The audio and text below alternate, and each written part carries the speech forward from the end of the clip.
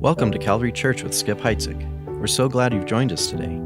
Sometimes the Bible reads like a museum gallery, stories unfolding in bright swatches of color and brushstrokes of glory, with larger-than-life figures like Abraham, David, and Jesus himself showcased in beautiful lighting with polished plaques gleaming beneath them. But hidden in the corners of the gallery and tucked between the pages of Scripture are stories that have been passed over. Through this message with Pastor Skip, we'll encounter those who may have been overlooked for centuries, but were seen, called, and used by God. Good morning. Good morning. I'm glad you're here. Glad you came to church. Always good to be with God's people together in the house. I trust you either brought a Bible or you have access to one. So would you turn in your Bibles to the book of Esther that is in your Old Testament, Esther chapter 3 and 4. That's where we're going to be reading in a moment. It was Dale Carnegie who used to say there's always 3 speeches for the one you actually gave. And he described it this way.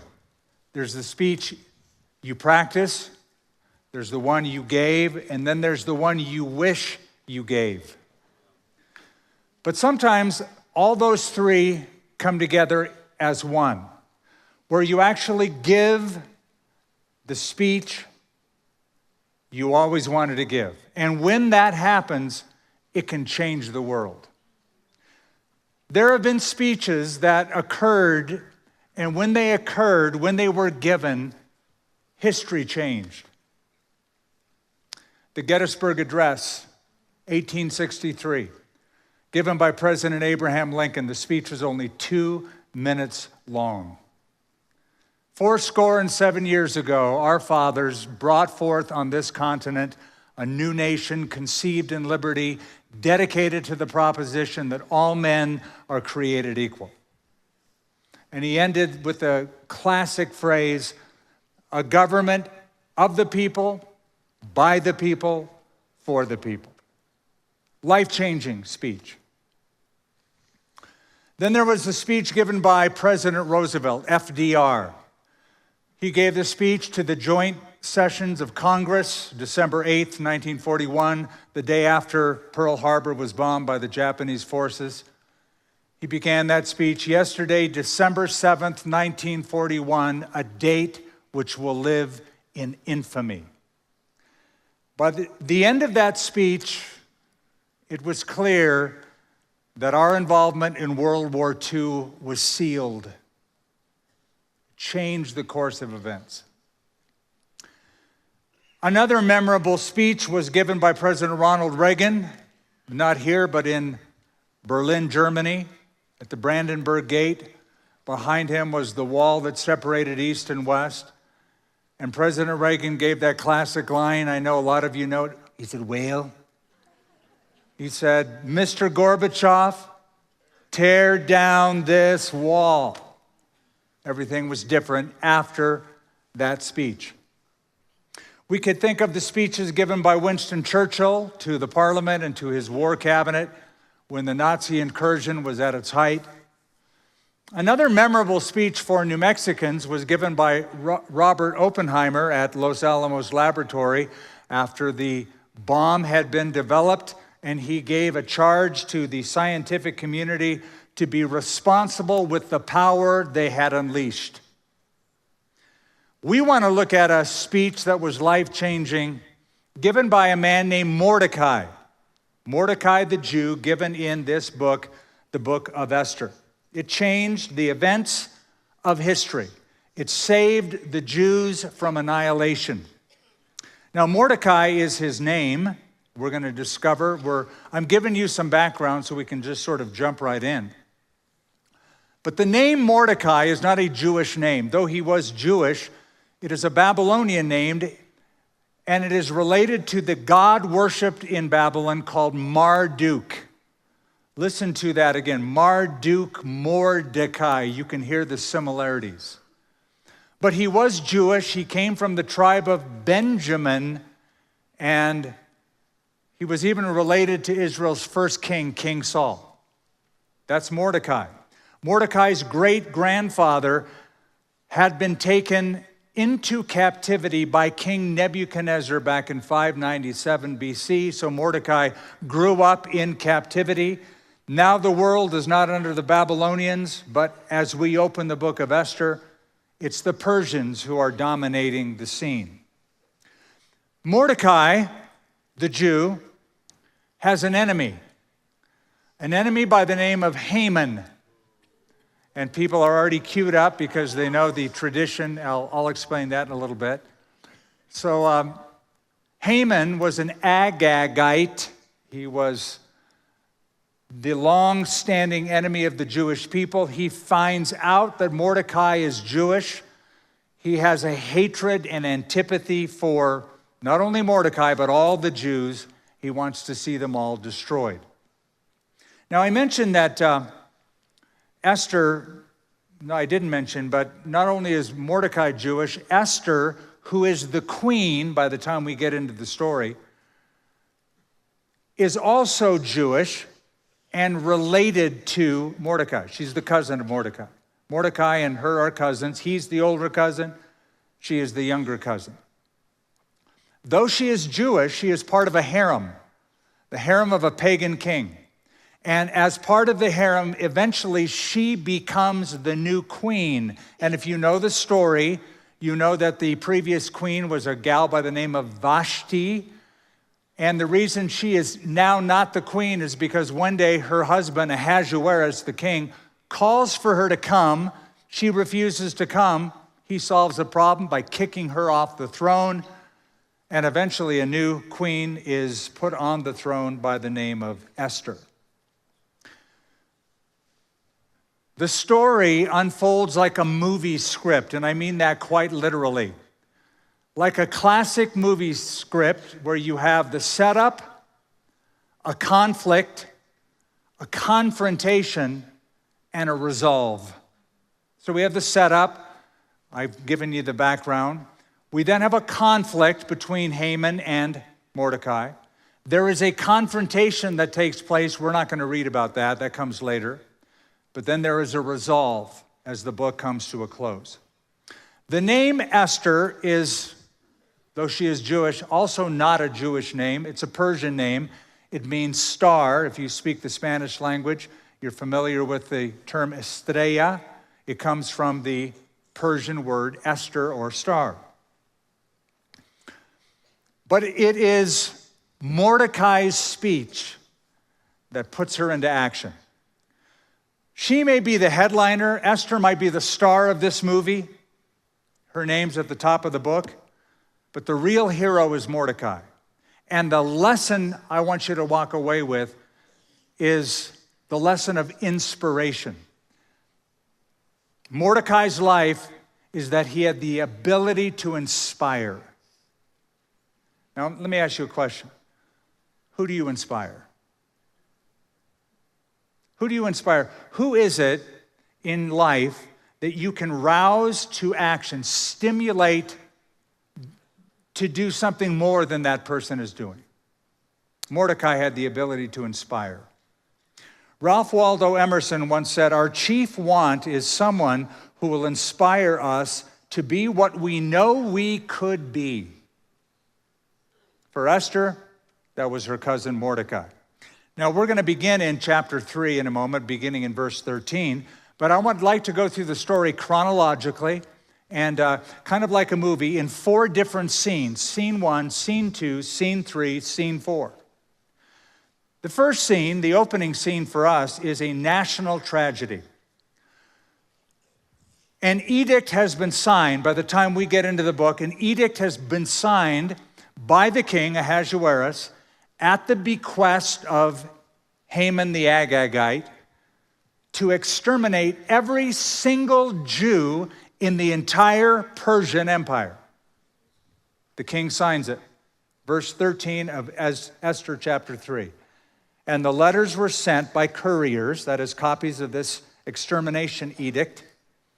They were sent by couriers to all the king's provinces to destroy, to kill, to annihilate all the Jews, both young, old, children, women, in one day,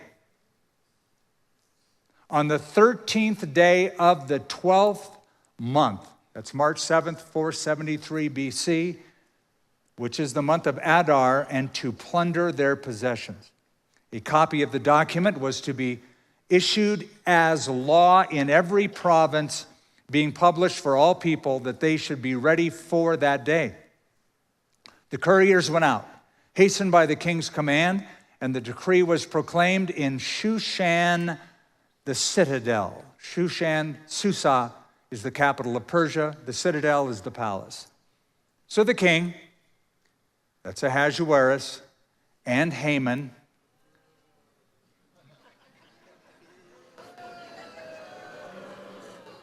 very good.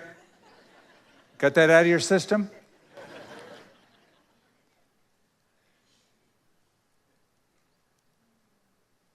So the king and Haman sat down to drink, but the city of Shushan was perplexed. According to this guy that you booed at, and I'm not going to say his name all the time because you're going to boo all the time,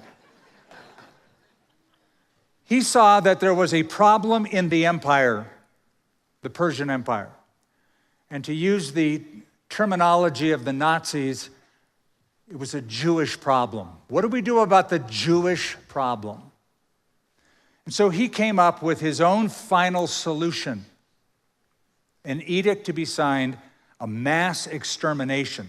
Okay, let's pause for a moment. A little bit of background. The Jews are in captivity. They were taken captive by the Babylonians. The Babylonian Empire is done. The Persian Empire is now in charge. They have assumed all the exiles. King Cyrus, who was the first Persian monarch, allowed the Jews to go back home and rebuild their city and their temple. Though that edict to return was given, not many actually left. Only, or less than, 50,000 Jews returned to the land to rebuild. Most of them remained. In fact, there were 15, get this, million Jews still living in the Persian Empire in 127 different provinces. So the edict is we're going to kill all 15 million of them in one day. 20% of the entire Persian Empire population were Jewish. This law makes anti-Semitism legal. And had he been able to go through with this nefarious plot, there would have been more than twice the amount of Jews killed in World War II at the Holocaust.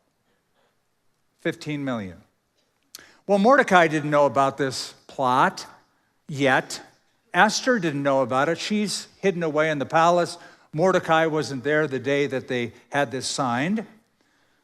But when he finds out, and when she finds out, and when all the Jews in the empire find out, there's a massive reaction. And this reminds me of what happened to America after September 11th, 2001. We woke up to a reality very few of us were aware of. And that is that there is a majority Islamic population in the world that wants nothing more than the absolute destruction of our country. America is called the Great Satan, and Israel is known as the Little Satan. And there has been a long-standing antipathy and hatred that we didn't know about, but now we did. So the plot gets hatched. Notice at the end of verse 15 of chapter 3, the city of Shushan was perplexed. A better translation is they were confused. Why? Because such a decree had never been issued. And if the king can make a stroke of the pen that kills 15 million Jews, the question is, which group is next? Nobody's safe. So they're confused. Okay, a quick note, a contemporary note before we move on to scene 2. The setting of this book is ancient Persia. Ancient Persia is modern Iran. Iran today is the world's leading state sponsor of terrorism. by every single metric we know. It is Iran that has supplied proxy groups like Hamas, Hezbollah, Al-Aqsa Martyrs Brigade, and countless other groups with armament and incentive to incessantly attack the Jewish nation to annihilate them. And if you've been following the news, you know that there's an outbreak on the streets of Tehran and the other cities in Iran the last month or so, wanting regime change, wanting the Ayatollah out, wanting freedom in their country. And because of that, the hardline government have executed 36,500 people who just want nothing more than freedom. And I just was thinking about this, going through this book this week, of what Solomon wrote. There's nothing new under the sun. History has a way of repeating itself. And it could be that Israel finds itself in another Esther moment like this. So that's the first scene, a national tragedy. Now the camera pans to scene 2. And scene 2, the camera focuses in on one man, that is Mordecai. He's really the hero. So we go from a national tragedy to scene 2, an expected anxiety.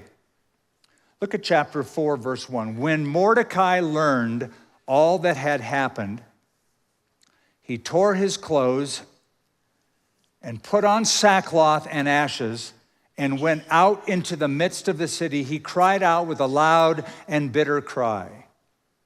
He went as far as the front of the king's gate, for no one might enter the king's gate clothed with sackcloth. I want you to hold that little thought. I'll get back to it.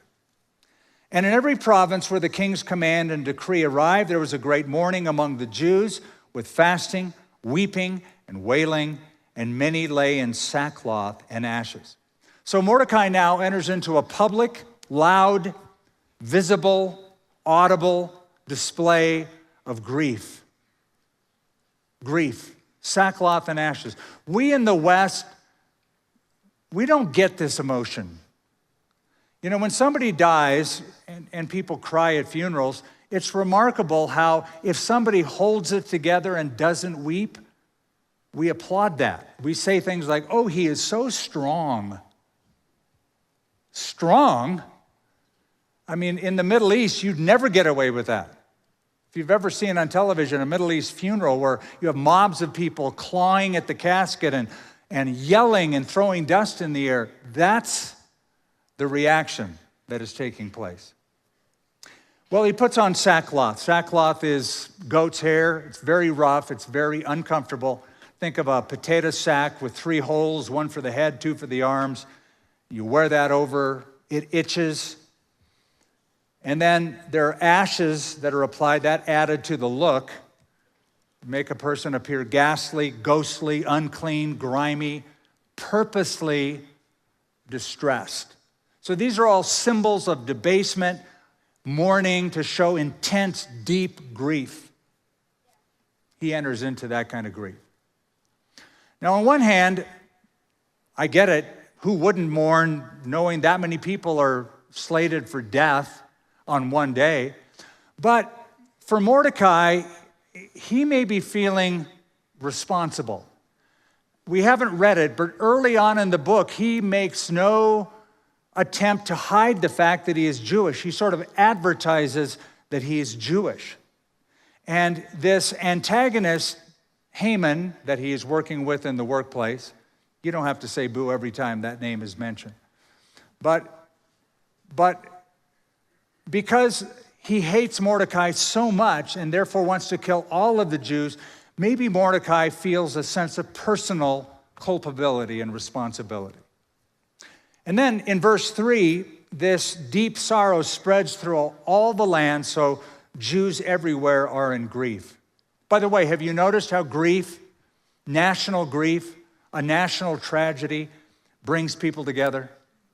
Some of you remember September 11th and what that did for people, kind of bonding us in a new and a different way. This happens after every disaster like an earthquake, a flood, a fire, mass shootings, an assassination. Just brings people together. I was reading this week A study from the University of Freiburg, Germany, one sentence stuck out: acute stress may actually lead to greater cooperative, social, and friendly behavior. The article went on to say that people become more trusting during times like this, willing to cooperate with others. That's happening throughout the empire. Whatever differences Jewish neighbors had was gone because they're all going to die. Now, back to verse 2. I mentioned that. I want to get back to it. He went as far as the front of the king's gate, for no one might enter the king's gate clothed with sackcloth. You need to know that Persian kings kind of lived in la-la land. They lived in an artificial paradise, a walled paradise, carefully kept. They were sheltered from the realities, the harsh realities of life. They were to be pampered. They were to enjoy life. No bad news was to reach their ears, if possible. I'm going to jog your memory a little bit. Back in Nehemiah chapter 2, Nehemiah was serving a different Persian king, and one day he shows up for work, and the king notices that he is sad, and the king brings it up, and Nehemiah is petrified because he said, I had never before been sad in the king's presence. Wasn't allowed. So if you're in mourning wearing sackcloth, you are certainly not allowed to come into the gate. So he can't just pop in and say, Esther, cousin, we got a problem. He can't go in. He is publicly mourning. He is grieving. Even though he works at the palace, he doesn't have access to the king, doesn't have access even to his cousin, Queen Esther. So he gets a guy by the name of Hathach. I'm just telling you this because you're about to read his name. Hathach is a go-between, an emissary, probably a eunuch that worked in the palace. And Mordecai is going to give him a message, and he's going to give that message to Queen Esther. And then Queen Esther is going to give a reply back to Hathach, who will take it to Mordecai. Mordecai will then, you see how it goes. They're going to use somebody as a go-between. But they're going to communicate, and essentially, this takes us to scene 3. And that is the speech that is given by Mordecai. Scene 3 is a strategic opportunity. It's the speech that saved the nation. So this is what happens without reading all of this. Mordecai sends a copy of the death edict to Esther. Look at what the king just put into law. Sends a copy of the edict, tells her what's going on, and says, please go to the king and make supplication. Plead with the king to change his decision. Verse 10 of chapter 4, we begin there. Then Esther spoke to Hathach and gave him a command for Mordecai. So she's replying back. All the king's servants, she says, all the king's servants and the people of the king's provinces know that any man or woman who goes into the inner court to the king who has not been called, he has but one law: put all to death, except the one to whom the king holds out the golden scepter. The scepter was the symbol of authority for a king.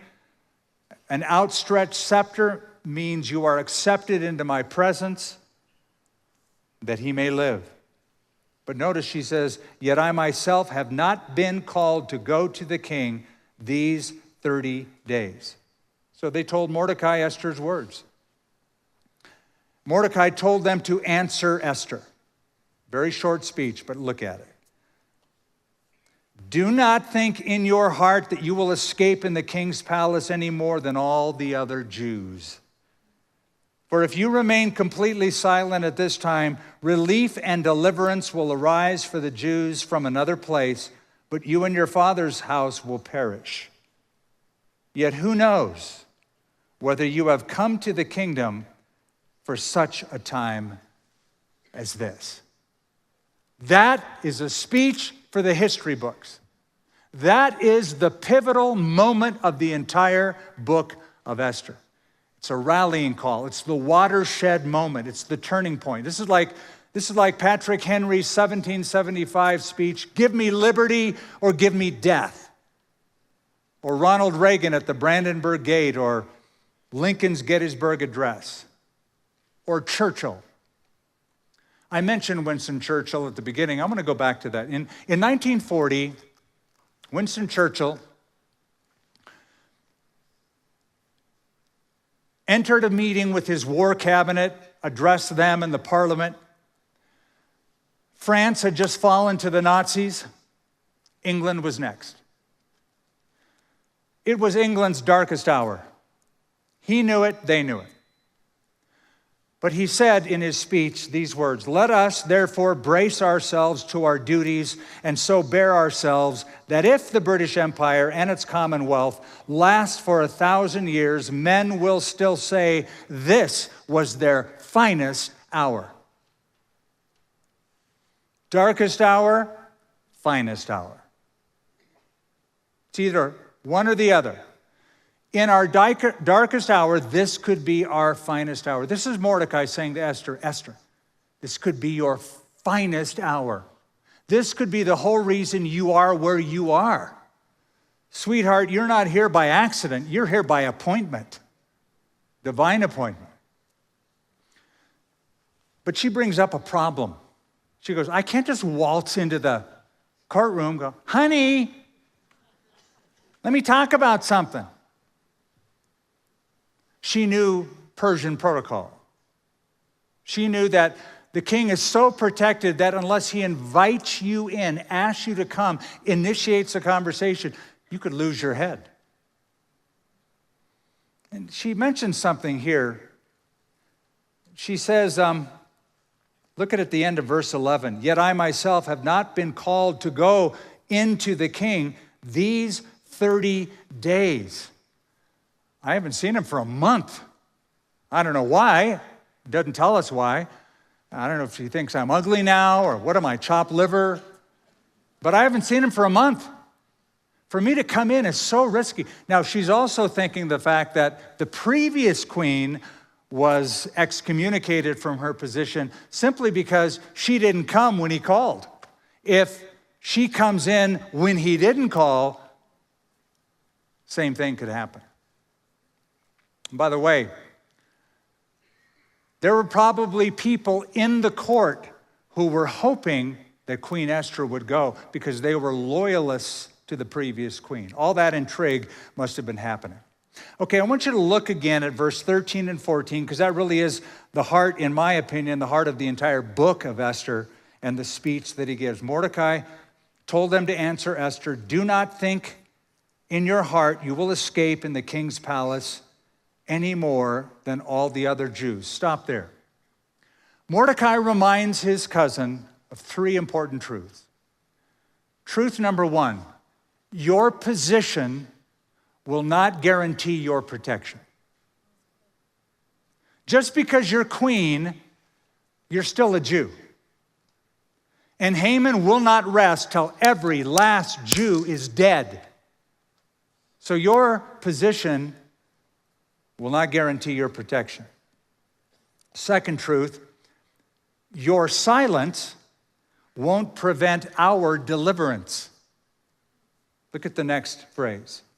"For if you remain completely silent at this time, relief and deliverance," watch this, "will arise for the Jews from another place." If you do nothing about this, God is still going to do something. The reason he said that is it tells me, that's a very strong statement of faith. He believed in the Abrahamic covenant. I'll bless those who bless you. I'll curse those who curse you.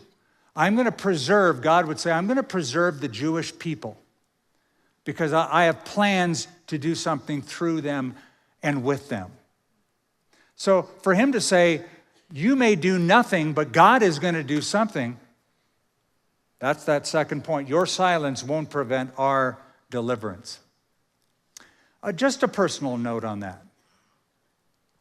You may never get around to surrendering your life to be used by God for whatever reason.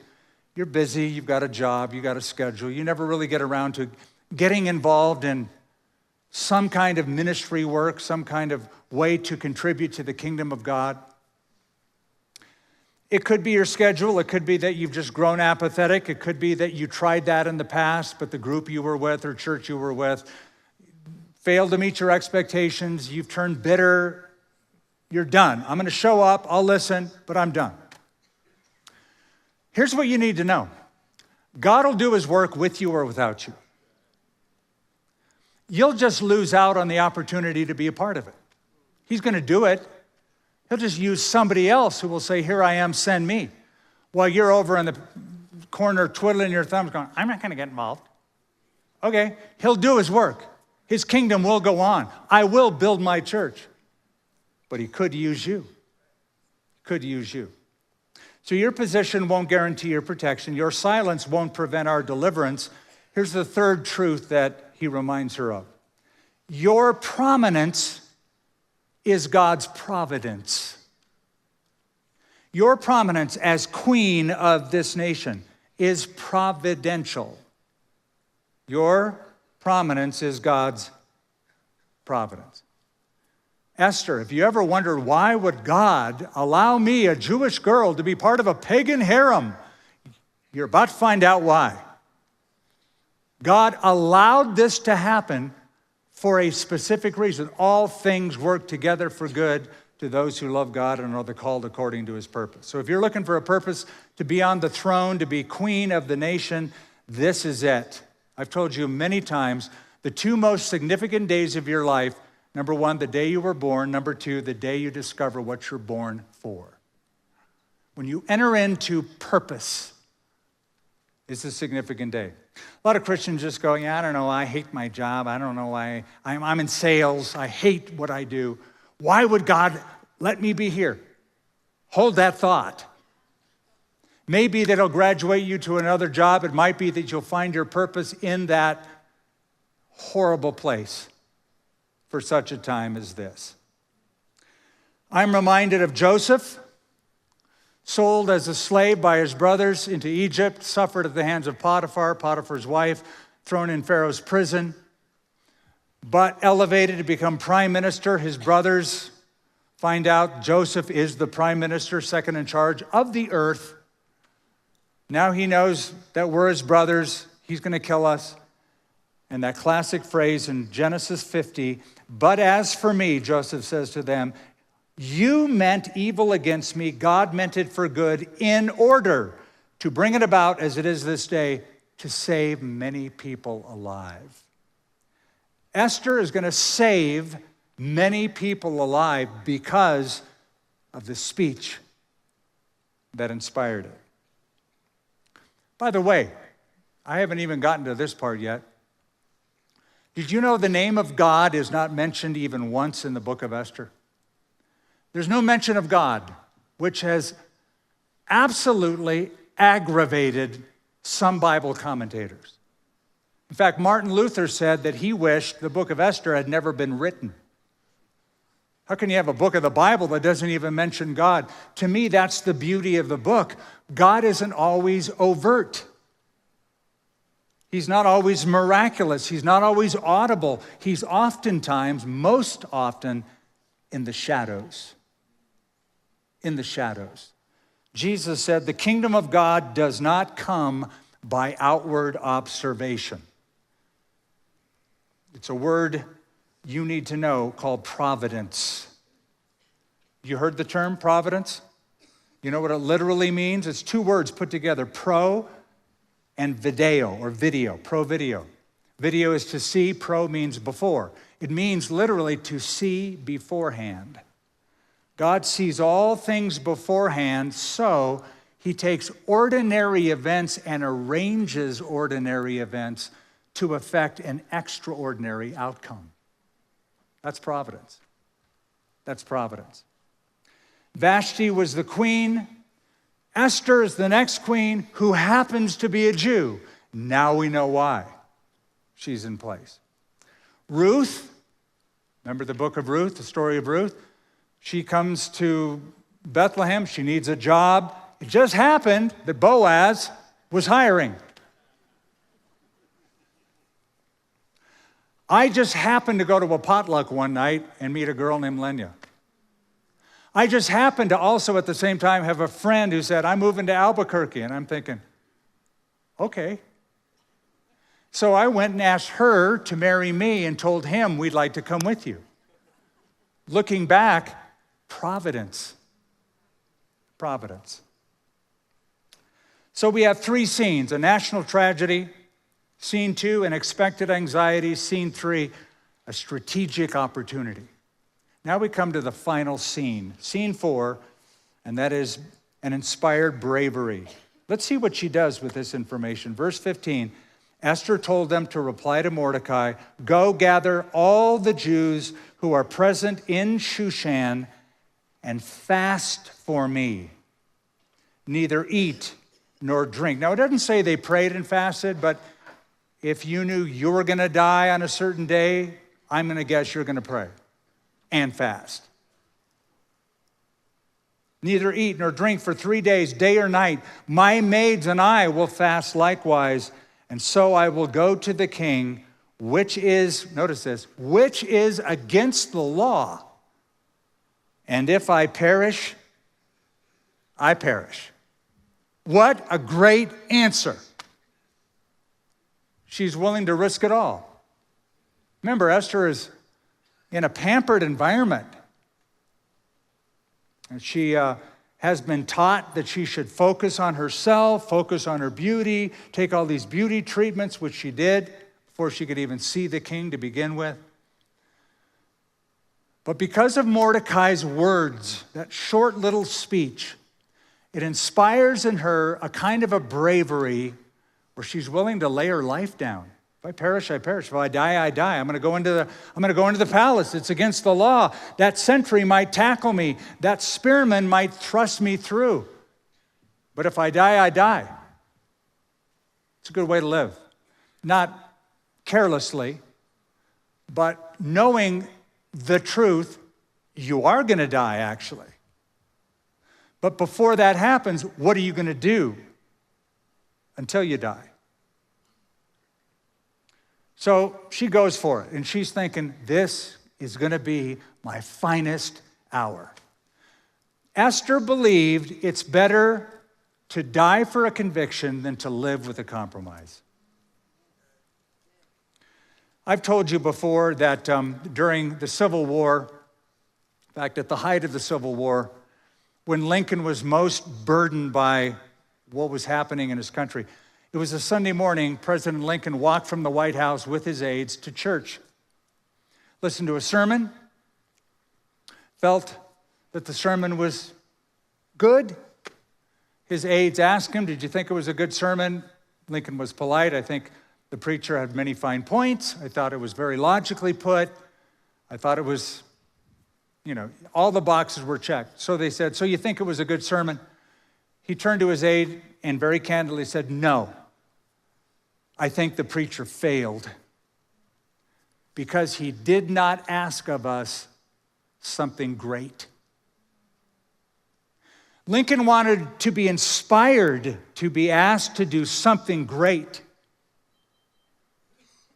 Mordecai is asking Esther, do something great, would you? Do something great. Stop spending your life, start investing your life. Now here's a closing thought. I began with this. I want to circle back. Who do you inspire? Who do you inspire? I know my English teacher would say, no, Skip, it's whom do you inspire? Okay. Whom do you inspire? Be an inspiration to somebody. Somebody. Take the energy that you would normally spend on yourself and use it to motivate someone else. Joyce Landorf called these people, great title, they call them balcony people. We all need balcony people. People who cheer you on from the balcony. People who encourage you, people who inspire you to do great things. You say inspiration to do what? To make their life count for something. I'm going to say something that's going to sound almost too good to be true, but I want you to hear it. You could be the catalyst that ignites the next spiritual movement. I didn't say you have to start the movement. You could be the catalyst that sparks the movement. Somebody sparked every great past spiritual movement in history. The prayers of a grandmother, the prayers of a few, the words of one to another. You could be the catalyst that ignites a movement. You could be the person that brings change to one life or several lives. Never underestimate the power of one person igniting the fire in another person. Barnabas did that for Saul of Tarsus. Saul became Paul the Apostle. He did that for Timothy. Paul told Timothy to do that for others. I'm going to close by describing to you a chain of events that will just wrap this up, I think, nicely. In 1855, there was a guy named Edward Kimball. He lived in Illinois. Edward Kimball was a Sunday school teacher, volunteer position. In his class, several young men, one of them, he had the opportunity of leading to Christ. That 17-year-old boy was a young shoe salesman by the name of Dwight Lyman Moody. D.L. Moody came to faith in Christ because of Edward Kimball's steadfast encouragement and testimony. That was 1855. D.L. Moody gets saved. He becomes a pastor, an evangelist, started the Moody Church in Chicago. D.L. Moody one day is speaking, and a young man came forward afterwards who needed counseling and encouragement by the name of Wilbur Chapman. D.L. Moody encouraged Chapman. Chapman eventually joins Moody's team as an evangelist.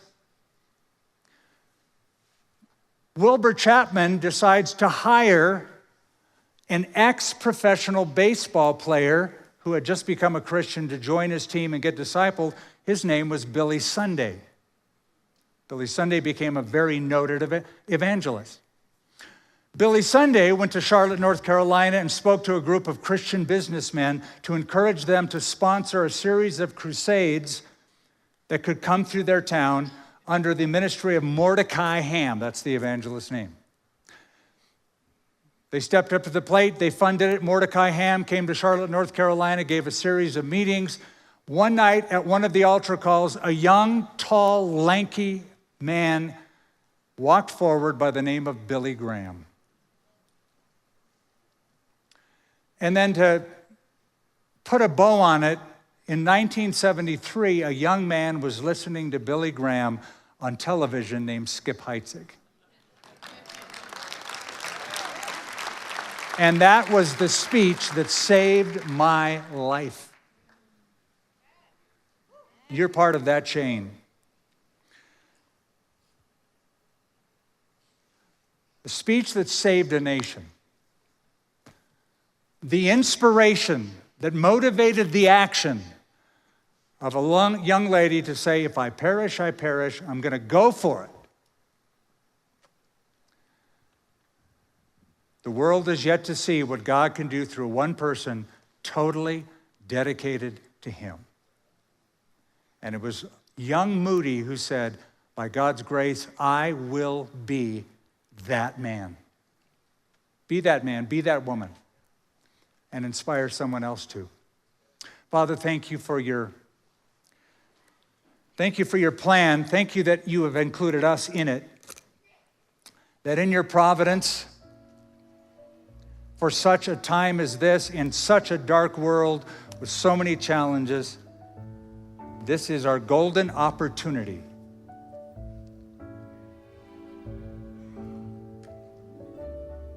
for us to step into the flow of what you are doing in our city,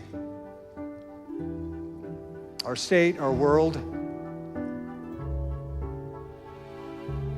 just by touching another person, encouraging another person, motivating, stimulating, inspiring another person. Thank you so much for joining us for this message from Calvary Church with Skip Heitzig. We would love to know how this teaching impacted you. Share your story with us. Email mystory@calvarynm.church. And if you'd like to support this Bible teaching ministry with a financial gift, visit calvarynm.church/give.